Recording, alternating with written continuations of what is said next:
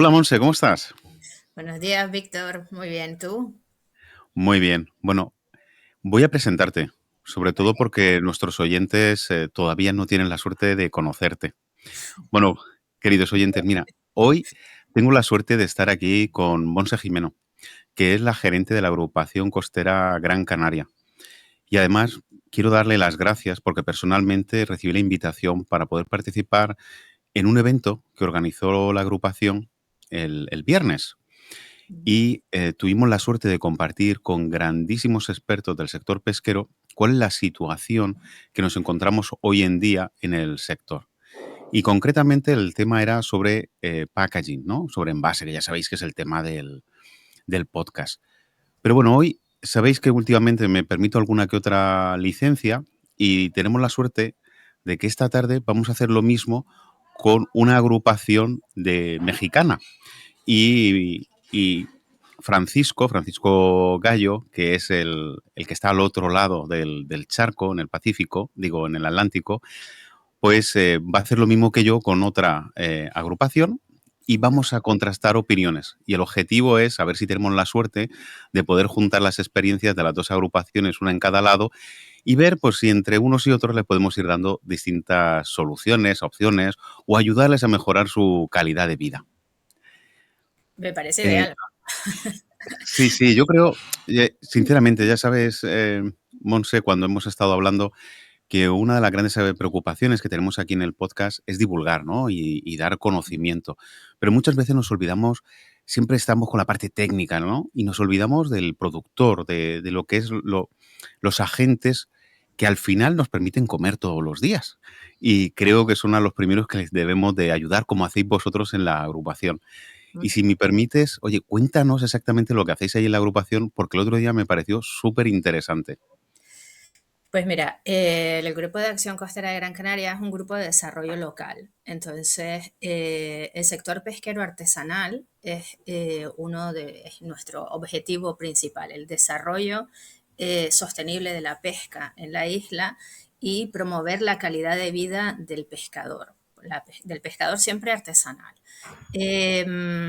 Nosotros trabajamos para que, por una parte, ellos puedan acceder a fondos europeos que son muy complejos de acceder para, no solo para los pescadores, sino para cualquier empresa pequeña con la que también trabajamos. Trabajamos pesca, acuicultura y economía local costera, ¿no? Muy interesante. Eh, entonces, claro, nosotros acercamos una parte de esos fondos europeos hacia ellos que de otra manera sería prácticamente imposible. Porque, pues por lo que digo, ¿no? Porque son subvenciones muy, muy, muy complejas.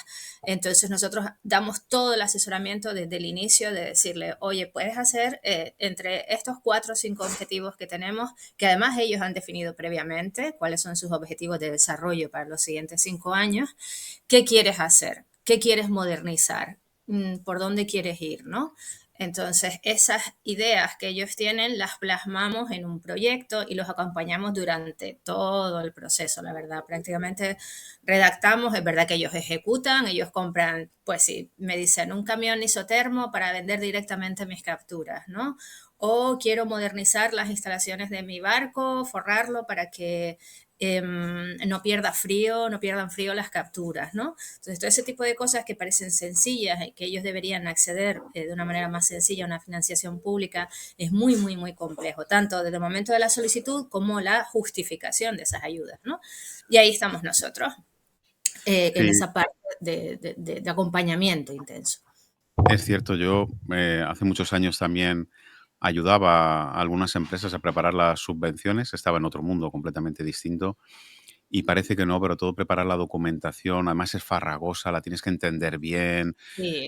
Hay términos legales que no tiene por qué el pequeño empresario, ¿no? O el artesano o el Ni el saberlas ciudadano ejecutar. en general Ni el tiene por qué ciudadano, saber esa es otra, ni poderlo ejecutar. Es que es una exactamente. locura. A Sí, sí. veces queremos ayudar, ¿no? La Unión Europea quiere ayudar, pero se olvida de lo principal, ¿no? Que es divulgar y bajarlo a tierra, que al final es Sí. lo que permite, ¿no? Pero bueno, gracias a vosotras y a vosotros, perdón, pues permitís que esos fondos puedan llegar pues a esos productores, ¿no? Y a esos Al artesanos. productor final, sí. Y no solo eso, sino como hablábamos el otro día, que por cierto, gracias a ti por venir a nuestras jornadas, ¿no? Nosotros también detectamos las necesidades que tiene el sector en materia formativa o de actualización. Entonces, pues por eso también en una de las asambleas salió que era necesario hablar sobre envases sostenibles, ¿no? Que había en el mercado, porque cada vez más, pues, sobre todo las grandes superficies, les exigen más en materia de transporte, de calidad, de conservación de esos, del producto, ¿no? Entonces, de ahí que, por ejemplo, dijimos, pues venga, vamos a traer a expertos en la materia y que nos cuenten qué es lo que hay por ahí, en el mundo de envases sostenibles para el sector pesquero. Y ahí estabas tú. Pues muy bien, pues muchas gracias por la mención. Además, oye, comentabas que le estáis preguntando a los pescadores cuáles son sus preocupaciones, ¿no? ¿Qué es lo que quieren mejorar? ¿Nos Sí. podías contar un poquito cuáles son esas problemáticas o esas líneas que ellos quieren mejorar? Lo digo porque así el oyente va a ver que son cosas principales, ¿no? O así lo veo yo, ¿no?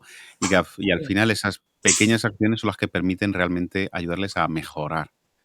Claro, mira, el pescador artesanal es un pescador que realiza su faena normalmente en el día. Aquí, pues a lo mejor salen a las 3, 4 de la mañana, a las 10, a las 11 están aquí. El volumen de capturas es pequeño.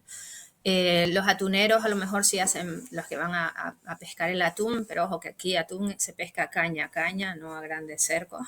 Eso sí, a lo mejor pues pueden hacer mareas de 2 o 3 días. ¿Qué es lo que pasa? Que ellos están sometidos a una legislación salvajísima, hay mucha regulación, tanto para salir a la mar como para vender las capturas, y se actualiza continuamente, continuamente, continuamente. Uno de los grandes problemas, por ejemplo, es entender toda esa legislación que les afecta y adaptarse en los tiempos en que las administraciones dicen que se tienen que adaptar, ¿no? Ese es uno de los grandes problemas. Pero claro, no es solo legislación en materia de pesca, ahora pues eso, legislación en materia de envases.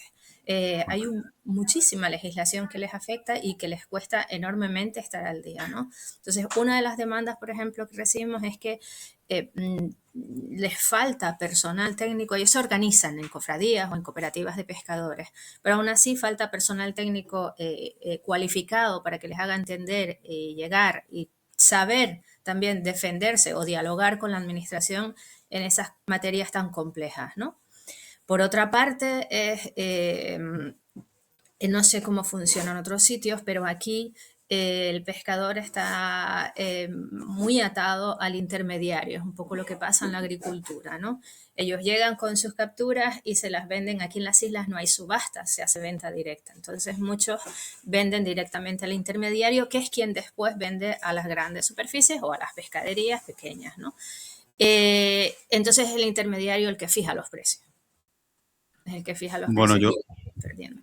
yo que conozco algunas otras zonas de España, es cierto que lo que hay es una gran subasta, sobre todo en el Mediterráneo y en el Sí, hay sur, subastas. y entonces hay subasta, pero evidentemente, al igual que a vosotros, lo que sucede es que depende del intermediario, ¿no?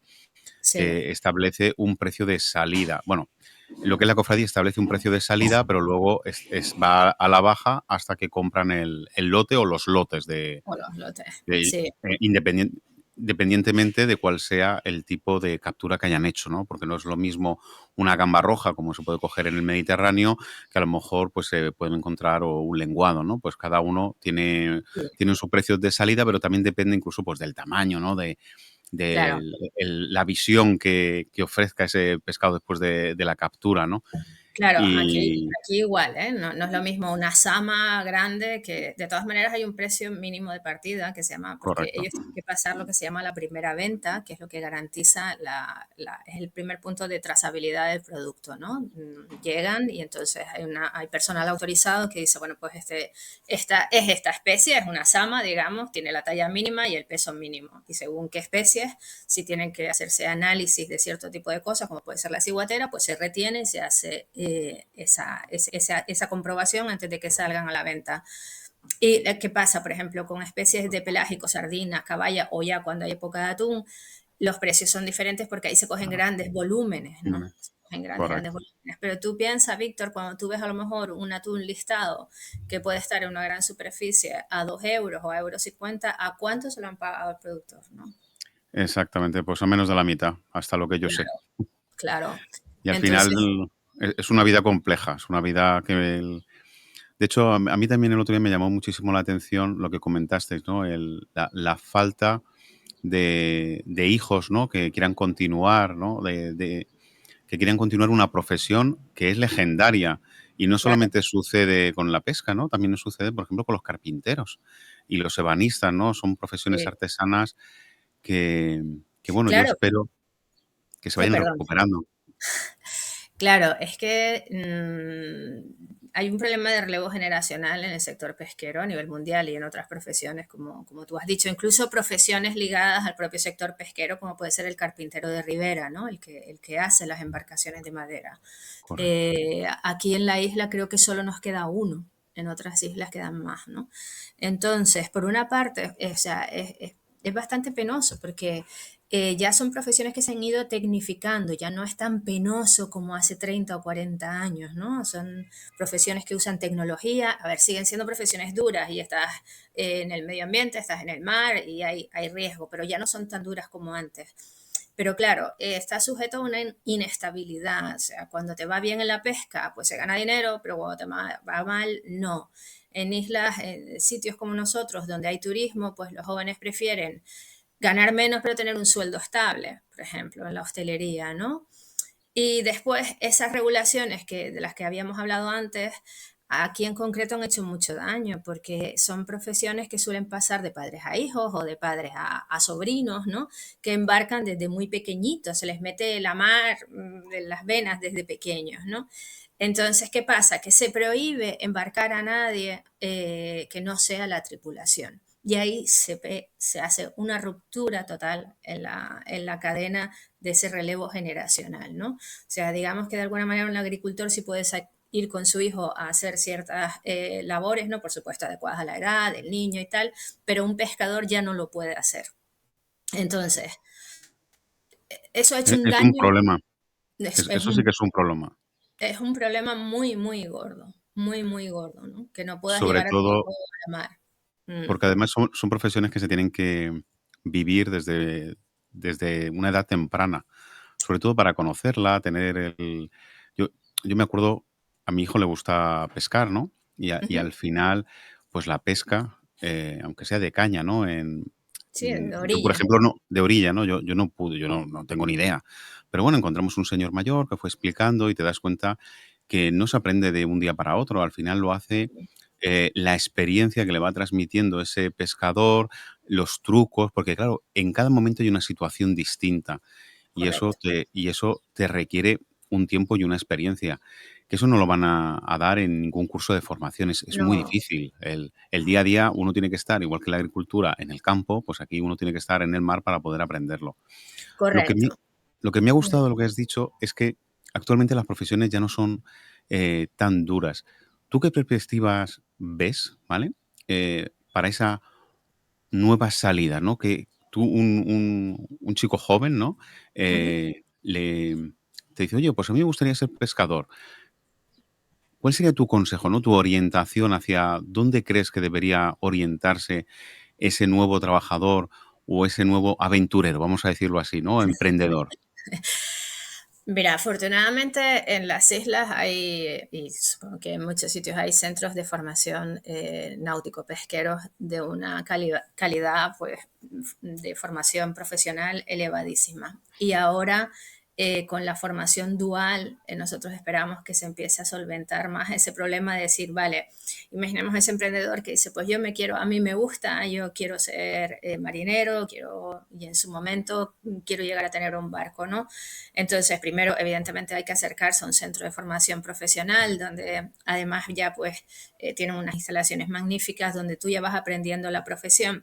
Pero eso si no va acompañado de unas prácticas, pero unas prácticas largas en el tiempo, ¿no? Largas en el tiempo, no sirve porque le pasa a mucha gente que termina la formación reglada y cuando se va a embarcar, pues no le gusta. Está claro. O el propio armador de un barco, estamos hablando de barcos pequeños, 7 metros, 10 metros, 12 metros, ¿no? Ellos necesitan gente, a ver, nadie nace aprendido, ¿no? Pero que tenga ciertas destrezas. ¿no? Ya sobre todo cuando te enrolan. Entonces, de alguna manera, hay ciertas formaciones que se llaman formación básica, que te dan una serie de aptitudes ya para empezar a enrolarte, ¿no? Y te permiten enrolarte. Pues probar. Antes de lanzarse igual a hacer una formación profesional entera, prueba. Hazte un marinero pescador, hazte una formación básica y salir a probar, ¿no? Yo creo ahora, yo soy positiva, creo que la formación dual va a dar, va a empezar a solventar este tipo de problemas, ¿no? Porque ya los chicos y las chicas van a empezar a hacer prácticas desde bien pronto, pues en un barco o en una sala de máquinas. Entonces, creo que está dando respuesta o va a empezar a dar respuesta a esa situación, ¿no? Y por otra parte, que se acerquen a los muelles, ¿no? Que vean cómo es, que pregunten. El hombre y la mujer de mar le gusta hablar de su profesión, ¿no? Mm, Sí, de hecho, la protegen, que cierto. protegen la mar y la defienden. Sí, Entienden cuándo son las temporadas de captura, ¿no? Igual que totalmente. sucede con un agricultor, que muchas veces denostamos esas profesiones y en realidad son muy importantes para nuestro día a día y defender y proteger nuestro entorno. Hoy en día que hablamos tantísimo de sostenibilidad y de medio ambiente, Claro, pues yo creo que también es muy importante escucharlos, como tú bien dices, además de formarlos, pero también hay que escucharlos.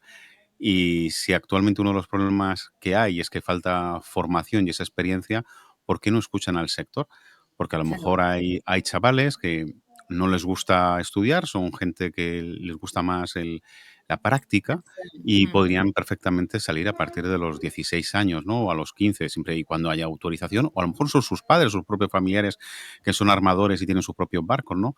¿Por qué no claro. permitir eso?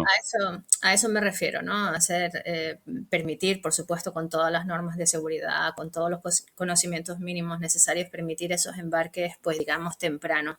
Y otra cosa también es que, pues no se ama lo que no se conoce, ¿no? Entonces, cuando los chicos están y las chicas están en cuarto de la ESO, les hablamos de que o bien pueden hacer bachiller e ir a la universidad y un montón de carreras, o bien pueden hacer formación profesional y se nombran un montón de carreras, pero estoy convencida, o sea, estoy convencida porque lo sé, que es que no se les habla de la pesca y es una salida profesional.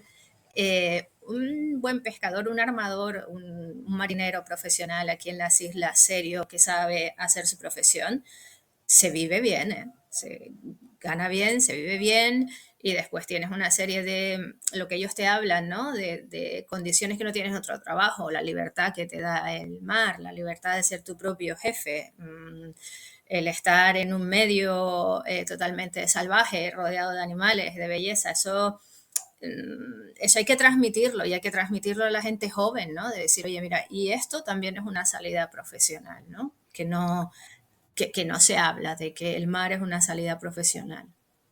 Con lo que me has dicho me ha recordado que hace pues ya unos 10 años hubo un plan muy parecido al que me estás comentando con los pastores en la zona de Castilla y León y muy similar a lo que me estás comentando. Y a mí me llamó muchísimo la atención porque también es una profesión que se desconoce y hoy en día que estamos constantemente quejándonos, oye, que es que no hay trabajo, te das cuenta que hay un grandísimo desconocimiento y que muchas veces no se realizan determinadas profesiones porque no saben ni que existen. Yo en mi caso, por ejemplo, lo de la profesión del pastor, sabía que existen pastores, pero de Sí, ahí a claro.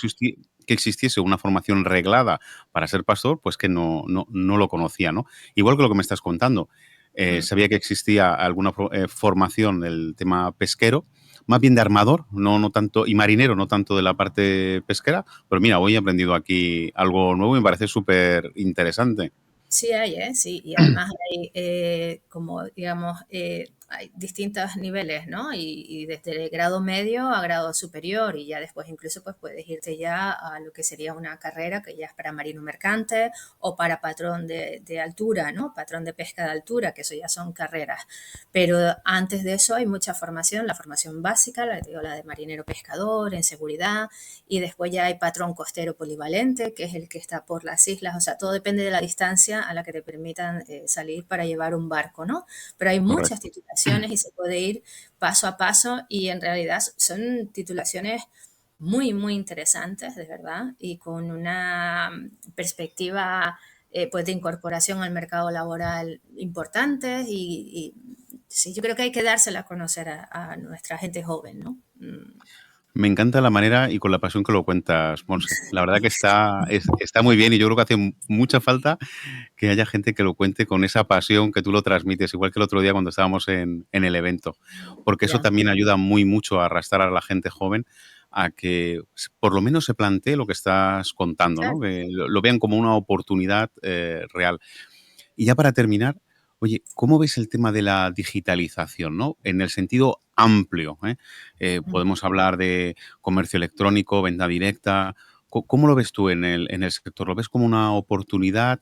¿Actualmente existe un gran freno o en realidad hay un gran desconocimiento sobre las aplicaciones que tiene la digitalización en el mundo pesquero? ¿Cómo lo ves tú? A ver, es una cuestión que está entrando poco a poco, ¿no? Hay sitios donde van más avanzados, es verdad. Es curioso que, por ejemplo, en sitios donde no hay mar, Madrid o en Extremadura, hay muchísimas pescaderías que hacen venta online, ¿vale? Y sin embargo, por ejemplo, aquí en las islas está entrando tímidamente. Desde luego es una oportunidad, absolutamente, ¿no? Como te decía antes, es una manera también, no es que los intermediarios sean el demonio ni nada, ni mucho menos, los necesitamos, ¿vale? Pero también es una manera, la digitalización de ese proceso de venta es una oportunidad para que la cadena sea más corta y el pescador, el productor primario, reciba un mayor beneficio de esas capturas, ¿no? Entonces la digitalización es una oportunidad absolutamente. Y no solo a nivel de venta online, sino también cuando hablamos de digitalizar, es amplísimo, ¿no? Digitalizar, por ejemplo, el proceso de primera venta, mecanizar ciertos procesos que todavía se siguen haciendo manualmente. Por ejemplo, estuvimos el otro día en una cofradía en Cataluña, veíamos como esa gamba roja maravillosa se separaba por tallas manualmente. Yo estoy convencida que hay un proceso para hacerlo más rápido y no que esas personas que acaban de llegar de la mar todavía tengan que ponerse a clasificar, que lo hacen súper rápido, ¿eh? Porque el ojo lo tienen entrenadísimo. Pero la digitalización, por supuesto, es una oportunidad. Ahora bien, el sector pesquero va a otro ritmo, ¿vale? Y es un ritmo y hay que respetarlo también, hay que empujarlos, pero poco a poco, ¿no? No podemos pensar, no los podemos poner a nivel de otros sectores porque no lo están, porque son trabajo más tradicional y sobre todo la gente de cierta edad pues no está acostumbrada a manejarse con las tecnologías, ¿no? Entonces, ¿es una oportunidad? Sí. Y hay que hacérselas ver, hay que hacérselas llegar, pero despacio, ¿no? No va a ser un proceso que se consiga de hoy a mañana, la verdad.